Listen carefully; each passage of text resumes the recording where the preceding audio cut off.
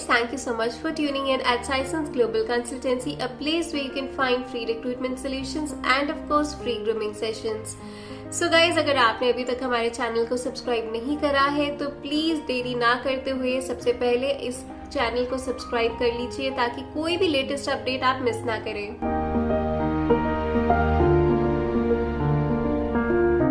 अगर आपने हमारा प्रीवियस सेशन देखा है तो हमने आपको बताया था कि ऐसे कौन से 3 पिलर्स होते हैं जिसके ऊपर आपका सिलेक्शन क्राइटेरिया डिपेंड करता है। तो आज के रिक्वेस्ट वीडियो में हम एक ऐसे ही फैक्टर को थोड़ा और डिटेल में डिस्कस करेंगे।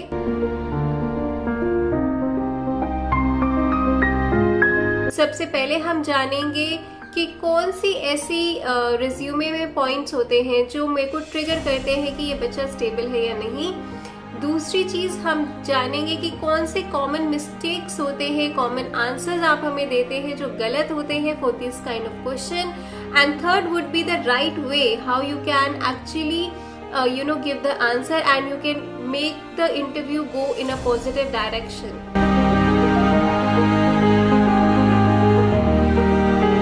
तो सबसे पहले हम स्टेबिलिटी फैक्टर के लिए बात कर लेते हैं कि ऐसे कौन सी चीजें हैं आपके रिज्यूमे में जो मुझे बताती हैं कि ये बच्चा मेरे साथ स्टेबल है या नहीं। सो फर्स्ट, सबसे कॉमन थिंग, अगर आपकी एजुकेशन में और आपकी एम्प्लॉयमेंट के बीच में गैप हो तो। फॉर एग्जाम्पल, मैंने 2017 के अंदर अपनी स्टडीज कंप्लीट करी और 2021 तक मेरे पास कोई जॉब नहीं है, मैं अनएम्प्लॉयड हूँ। एंड जब मैं अपने इंटरव्यू के लिए अपीयर करता हूँ या करती हूँ तो मैं बोलती हूँ आई एम ए फ्रेशर। तो सबसे पहला क्वेश्चन जो हमारे जहन में आता है कि why is there a gap between your skill attainment and your employment.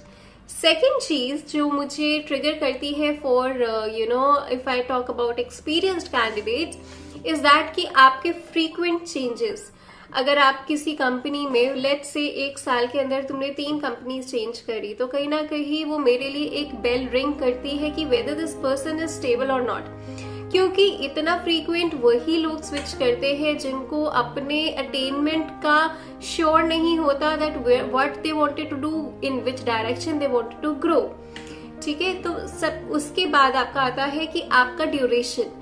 आपने किसी जगह पे 2 महीने काम करा, किसी जगह 3 महीने काम करा। सो ये जो आपके फैक्टर्स होते हैं, ये जो आपकी ट्रैजेक्टरी होती है रिज्यूमे में, वो मुझे सबसे पहले अलार्म करती है आपकी स्टेबिलिटी को लेकर।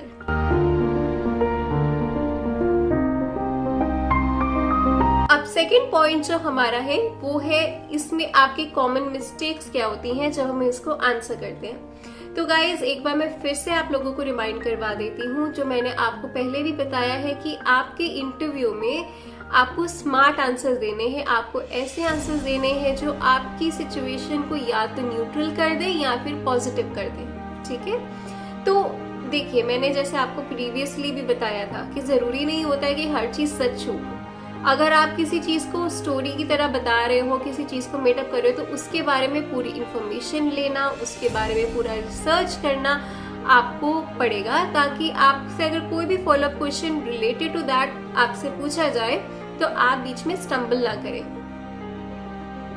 तो अब सबसे कॉमन आंसर्स जो हमें सुनने के लिए मिलता है और जो सबसे ज्यादा हमारा रिजेक्शन का कारण बनता है वो ये होता है, first, that I was preparing for the government examination।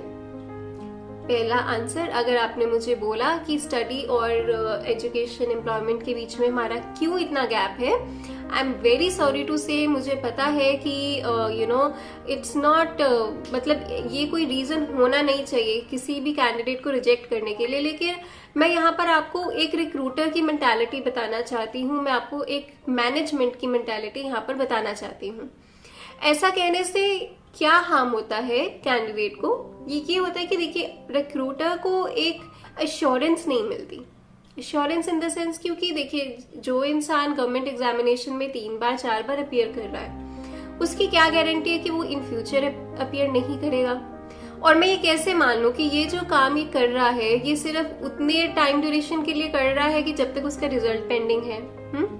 How would I actually trust that candidate कि वो मेरे साथ लॉन्ग टर्म रहेगा, जब मुझे उसका प्रीवियस पैटर्न ही पता चल रहा है कि वो कितना डेडिकेटेड है गवर्नमेंट जॉब को लेकर। ठीक है, इसमें कोई बुरी बात नहीं है, लेकिन मैं आपको बता रही हूँ कि ये चीज कैसे नेगेटिवली परस्यू करी जाती है रिक्रूटर्स के थ्रू या मैनेजमेंट के थ्रू। सो ये एक सबसे कॉमन आंसर है जो आप देते हो और आप रिजेक्ट होते हो।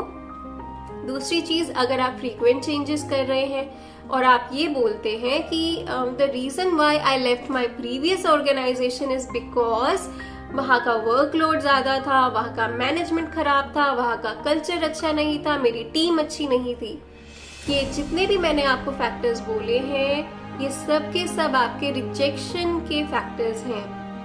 आप अगर सपोज करिए, ठीक है, आपका ऑनेस्ट ये रिव्यू था कि भाई प्रीवियस कंपनी में मुझे ग्रोथ नहीं मिली या मुझे मेरे टीममेट्स ने रिस्पेक्ट नहीं करा या वहाँ पे बहुत पॉलिटिक्स थी, मुझे एक्सप्लोर करने की अपॉर्चुनिटीज नहीं मिली। लेकिन अगर आप ये चीज अपने एम्प्लॉयर को, फ्यूचर एम्प्लॉयर को बताते हो या इंटरव्यूअर को बताते हो, तो वो एक पॉइंट ये आता है कि इसकी क्या श्योरिटी है कि ये बंदा मेरी कंपनी के कल्चर में फिट होगा, क्योंकि ये जो फैक्टर्स आपने बताए हैं वो आपके कल्चरल फिट को बताते हैं कि आप एक ऑर्गेनाइजेशन में कितने अच्छे से मिक्सअप हो सकते हैं या नहीं हो सकते हैं। और ये जो फैक्टर्स हमने अभी डिस्कस करे ये सब वही फैक्टर्स हैं जो एक बहुत ही रेड फ्लैग रेज करता है कि ये candidate either the person is not very good with interpersonal skills.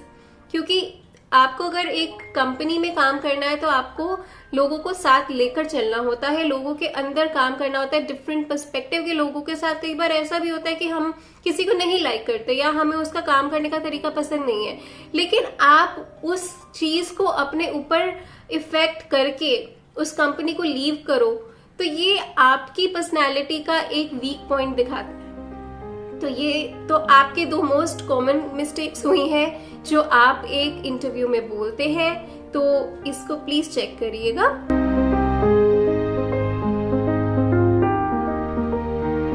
अब हम थर्ड फैक्टर पे आते हैं कि क्या हमारे एक्चुअल आंसर होने चाहिए जब हम इन फैक्टर्स को डिस्कस करते हैं। तो मैंने जैसे आपको पहले ही बताया था कि आप जो भी बोले उसकी पूरी इंफॉर्मेशन अपने पास रखिए। मेरा मकसद क्या होना चाहिए? मेरा मकसद ऐसा होना चाहिए कि मैं कुछ ऐसा बोलूं जो मेरी सिचुएशन को न्यूट्रल कर दे या जो मेरे ऊपर फॉलोअप क्वेश्चंस नहीं लेकर आए, जो मेरी क्रेडिबिलिटी को क्वेश्चन मार्क नहीं करे। तो मैं क्या बोल सकती हूँ?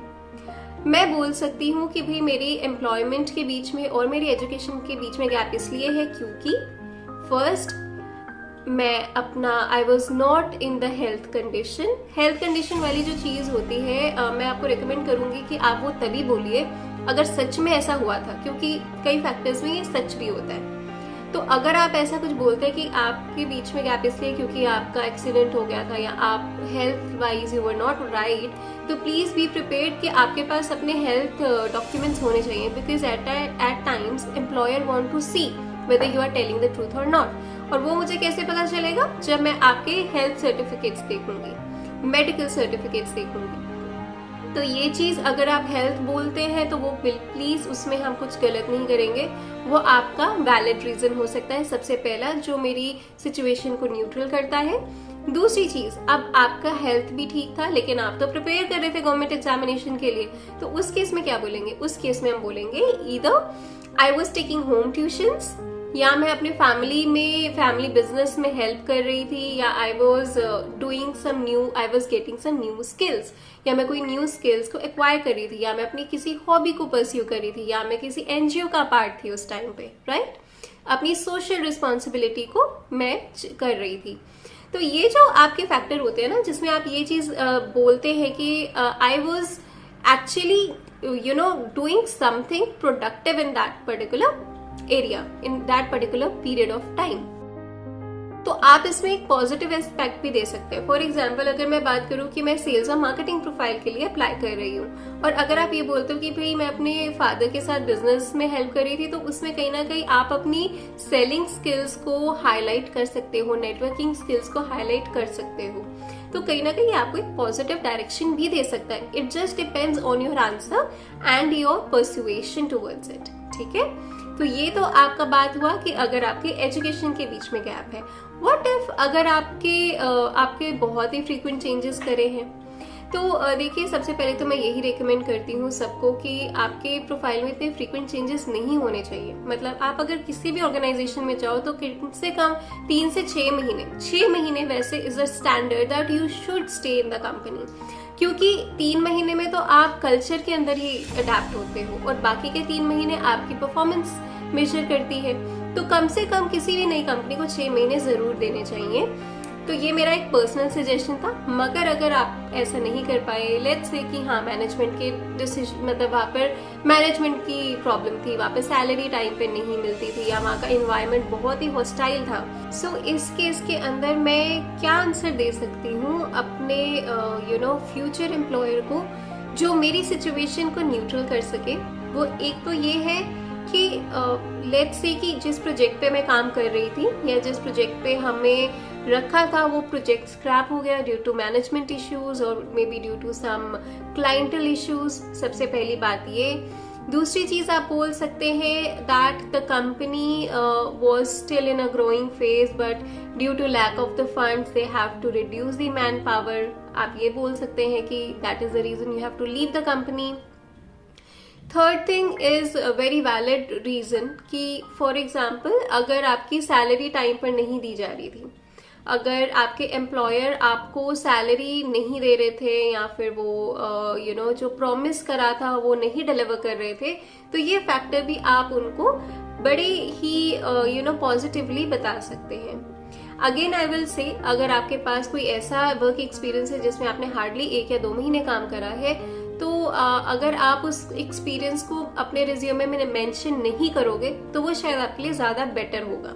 ठीक है, सो ये कुछ फैक्टर्स हैं जो आपको इस स्टेबिलिटी वाले इशू के लिए थोड़ा सा हेल्प दे सकते हैं। Okay, so and guys, we are really grateful to you and we are expecting more request videos from you guys। तो अगर आपके ऐसे कोई भी टॉपिक है जो आप चाहते हैं कि हम उसको और डिटेल में बताएं या कुछ आप अपने सजेशंस देना चाहते हैं, तो please be open and comment in the comment section and let us know. और आप हमें पर्सनल DM भी कर सकते हो। We are also available on Instagram, on Facebook.